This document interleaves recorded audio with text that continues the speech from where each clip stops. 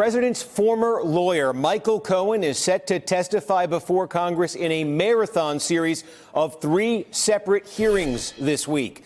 Those include closed-door appearances before the House and Senate Intelligence Committees, plus that highly anticipated public testimony before the House Oversight Committee. That's going to be on Wednesday. As a close Trump confidant for over a decade, Cohen is promising, according to his lawyer, to expose chilling new details about the president. Cohen has already revealed the true duration and scope of the president's efforts to build a Trump Tower in Moscow, which he tried to cover up with false statements to Congress. In pleading guilty to those lies, Cohen said, quote, "I made these misstatements to be consistent with Trump's political messaging."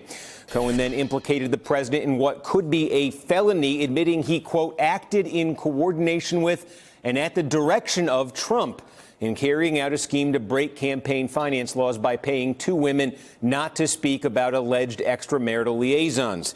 At his sentencing, Cohen blamed his, quote, "blind loyalty to Donald Trump," saying that time and time again, "I felt it was my duty to cover up his dirty deeds." But while Cohen is set to begin a 3-year prison sentence in May, the investigation, led by the Southern District of New York, continues. And among other things, prosecutors are scrutinizing the Trump Organization, the Trump family, and the Trump Inaugural Committee for potential campaign finance violations and other irregularities. This, according to the New York Times. For more, I am joined now by Frank Figliuzzi, former assistant director for counterintelligence at the FBI. Mimi Rocah is a former federal prosecutor. Charlie Sykes, the editor-in-chief of The Bulwark, and Philip Bump is a political reporter with The Washington Post. Thanks to all of you for being with us. Well, Frank, let me start with you. 3 separate hearings, 2 of them behind closed doors, but one that the whole world is going to get to watch this week. Michael Cohen testifying in front of Congress. I know the questions are probably going to be very far-ranging here from the members of Congress. Realistically, though, set the bar. Where are the areas where the public has the most opportunity, you think, to learn something new this week? Sure, Steve. So in addition to the possibility that we could hear about crimes we don't already know about related to Trump, his family, the Trump Organization, or Trump Foundation, we should be focused on listening for 3 things. First, the big question, what precisely did Cohen lie about and why? Number 2, who, if anyone, directed him to lie or knew about the lies, and at what level? Did that go all the way to the Oval Office? And number three is, did Trump or someone on behalf of Trump attempt to intimidate or threaten Cohen about lying to Congress that might constitute witness tampering? I'll be focused like a laser on those 3 things, and I think Congress will, too. Well, Mimi, I think the other question here, there's the question of what does he say. I guess the other question to back up a bit is, what can he say? You know, the Mueller probe is still ongoing. You know, Cohen has basically said he'll talk about that aspect of it when that's over. This Southern District investigation is still ongoing. We've had reporting in the last couple of days about potentially looking at the Trump Inaugural Committee there. If you've got federal investigators still taking a look at all of that stuff, if you've got the Mueller probe still going on, does that place limits on what Michael Cohen can be talking about in public here?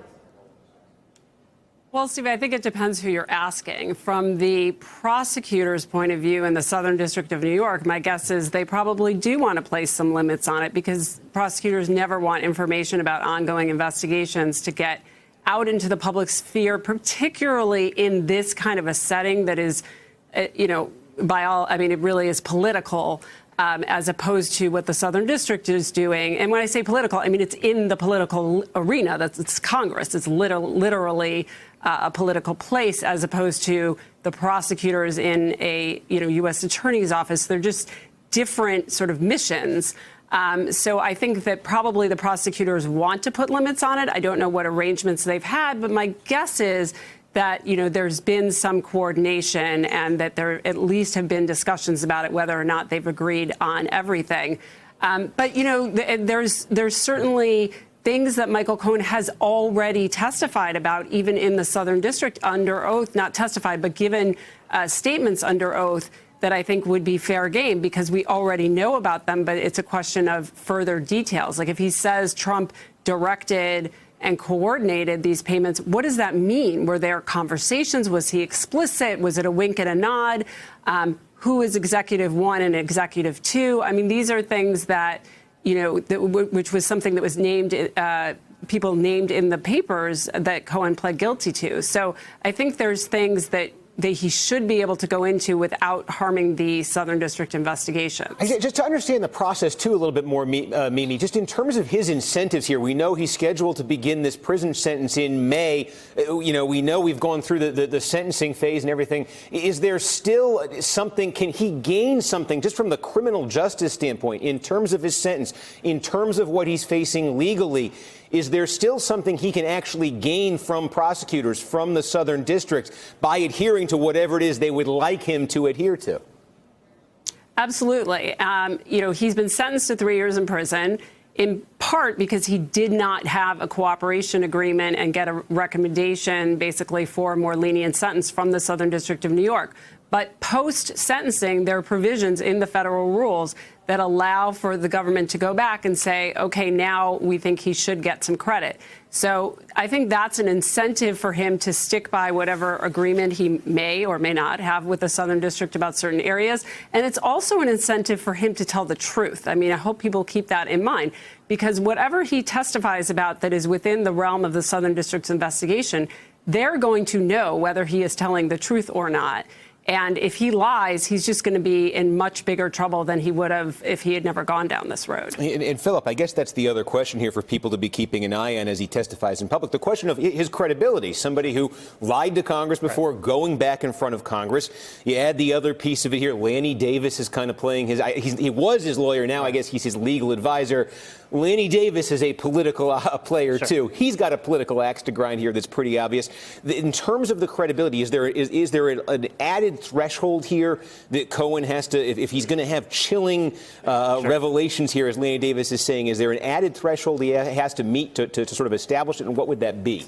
Well, I think it's going to be hard for them in real time to be able to evaluate the veracity of what he's saying, right? I mean, it was only after the fact that they realized that what he had represented to Congress about when they stopped talking about this Moscow Trump Tower deal was actually inaccurate, that Mueller actually surfaced. So I think it's going to be hard for them to be able to do that. Essentially, they're just going to have to take what he says and work from it, right? I mean, one of the things to remember, the big change between now and the last time Michael Cohen was on Capitol Hill is that the Democrats run the House, right? Democrats can now launch investigations based on what Michael Cohen is saying, so they don't have to take him at face value. They can hear what he says and then spin things off. And I think it's important to remember, we focus so much on the Mueller investigation, but I do think it's important for us to remember about the scope of the time that he spent at the Trump Organization. You played that clip at the top where he said time and time again he had to hold his nose and cover up for Donald Trump. What were all those times? We're talking about a decade where he's sitting there covering. What are these things that he was covering up? All of those are potential avenues for exploration by Democrats who run House committees at this point in time. And I think that regardless of what he says, that's what we're going to see spin outward. Hey there, I'm Chris Hayes from MSNBC. Thanks for watching MSNBC on YouTube. If you want to keep up to date with the videos we're putting out, you can click subscribe just below me or click over on this list to see lots of other great videos.